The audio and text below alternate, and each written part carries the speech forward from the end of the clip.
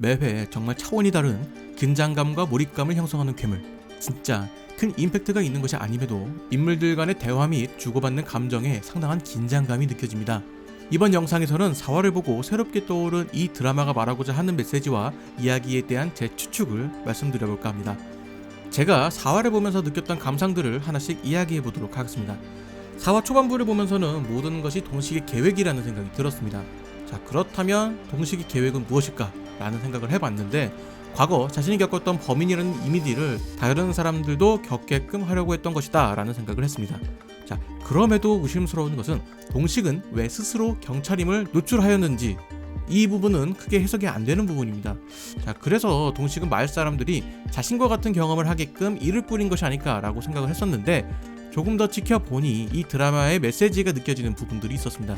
그리고 이 메시지에 따르면 동식이 말한 범인이 누구인지 그렇게 중요한가? 이 대사가 드라마의 진짜 메시지가 될 것이라는 생각이 듭니다. 그렇기에 드라마의 마지막까지 범인이 밝혀지지 않을 가능성이 있다는 것입니다. 제가 생각하는 이 드라마의 메시지는 경찰의 수사로 인해서 생기는 피해자라는 이야기입니다. 자, 이렇게 생각하는 이유를 하나씩 말씀드리겠습니다. 자, 우선 제가 이 드라마에서 가장 의심했던 설정은 한주원의 뒷배경에 대한 이야기입니다.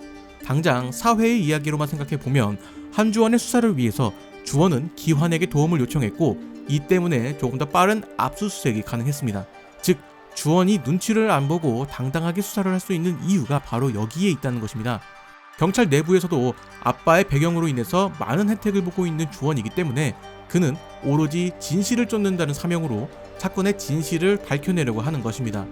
그렇기에 4화의 마지막에 스스로 자청하여서 기자 인터뷰를 강행한 것이기도 하죠. 그렇게 된다면 한기환은 나쁜 인물일까요? 겉으로 보기에는 그렇게 보이긴 하는데 단정 짓기는 살짝 애매한 것 같습니다. 4화에서 세 사람이 회동을 가진 모습이 등장했는데 이들이 서로에게 부탁하는 과정이 엄청 나쁘게 보이지는 않았습니다. 이게 다른 드라마에서 등장한 악인들이 너무나도 나쁜 짓을 많이 해서 다 상대적으로 좀 덜 나빠 보일 수도 있겠지만, 이들이 나눈 대화는 돈이 오가는 식의 뇌물이라기보다는 서로의 이익을 위해서 그냥 부탁하는 그런 느낌입니다. 엄청난 비리의 카르텔이라는 느낌보다는 그냥 아는 사람끼리 서로 좋게 하자라는 부탁을 하는 느낌이라는 것이죠. 물론 이 또한 아주 깨끗하다고 보기에는 어려울 겁니다. 그런 면에서 주원의 존재가 조금은 이상하게 느껴집니다. 피 한 방울을 증거로 동식을 체포했던 그가 이번에는 말 한마디에 정육점을 압수수색하게 되죠. 그리고 자신의 의심이 옳다는 것을 증명하기 위해서 온갖 방법을 다 동원하는 느낌입니다.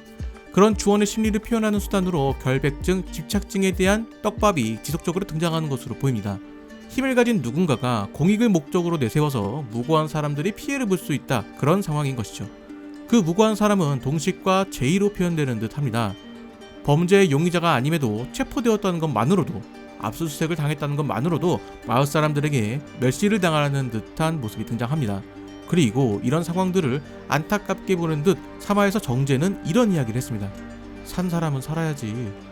죽은 사람의 억울함을 밝혀내기 위해서 고통의 세월을 보낼 산 사람들에 대한 이야기, 이것이 드라마가 보여주고 싶은 이야기일 수도 있을 것 같다는 생각이 듭니다.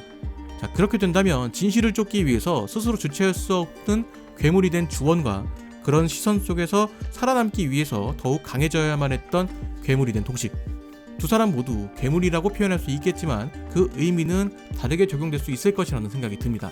한편으로는 이런 주원의 과도한 수사 때문에 누군가가 죽게 되는 그런 상황이 벌어지지는 않을까라는 생각도 듭니다. 만약에 그런 사건이 발생한다면 이런 메시지가 더더욱 확실해지는 것이 아닐까라는 생각이 드네요. 물론 이런 메시지가 드라마 전체를 감싸는 메시지는 아닐 수도 있습니다.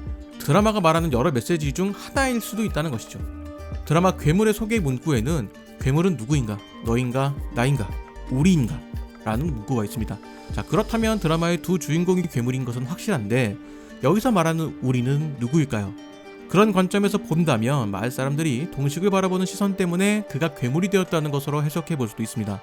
이는 이전 리뷰에서 말씀드린 것처럼 드라마 악의 꽃에 등장한 것처럼 용의 선상에 올랐던 무고한 사람이 사람들의 시선으로 인해서 어떻게 변화하게 되었는지 보여주려는 의도로 해석될 수 있다는 것이죠.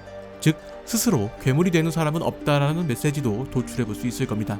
자, 그래서 이 드라마의 결말에는 범인이 밝혀지지 않은 상태에서 마무리가 될 가능성도 충분하다는 생각이 듭니다. 그런 메시지라면 범인이 누구인지는 중요하지 않기 때문이죠. 여러분들의 생각은 어떠신가요? 강력한 수사를 통해서 선의의 피해자가 생기더라도 범인을 끝까지 밝혀내는 것이 중요할까요? 강압적이지는 못하더라도 확실한 증거가 나오기 전까지는 강압적인 수사를 할 수 없지만 무고한 피해자가 생기지 않는 그런 선택을 해야 될까요? 과연 드라마 괴물은 과도한 수사로 인해 생긴 무고한 피해자에 대한 이야기를 하는 것일까요?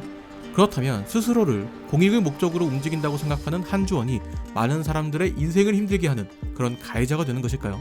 여러분들이 생각하는 뇌피셜 댓글을 통해서 알려주시면 감사하겠습니다. 저는 다음 리뷰로 돌아오도록 하겠습니다.